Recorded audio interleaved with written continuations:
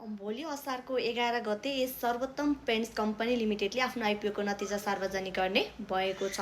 यस कम्पनीले यही जेठको 28 गतेबाट असारको 2 गतेसम्म 7,05,50,000 रकम बराबरको 7,05,500 किता सेयर आइपिओ मार्फत सर्वसाधारणलाई निष्कासन गरेको थियो। यस कम्पनीले निष्कासन गरेको आइपिओमा पनि धेरै लगानीकर्ताहरूको हात खाली हुने देखिएको छ।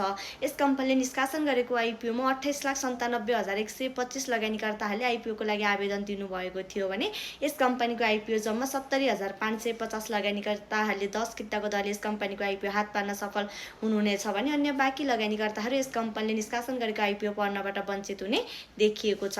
28,26,575 लगानीकर्ताहरू यस कम्पनीले निष्कासन गरेको आइपिओ पर्नबाट वञ्चित हुनु भएको छ भने जम्मा 70,550 लगानीकर्ताहरूले मात्र यस कम्पनीको आइपिओ हात पार्न सफल हुनुभएको छ। यस कम्पनीले भोलि आफ्नो आइपिओको नतिजा सार्वजनिक गर्दैछ भने यस कम्पनीको इपिएस ₹7.58 रहेको छ भने यस कम्पनीको नेटवर्थ ₹110.17 रहेको छ र जो लगानीकर्ताहरूलाई यस कम्पनीले निष्कासन गरेको आइपिओ हात पर्छ तपाईहरूले सेकेन्डरी बजारमा यस कम्पनीले निष्कासन गरेको आइपिओबाट 1000 को लगानीबाट 10-11 हजारसम्म प्रफिट बुक गर्न सक्नुहुन्छ।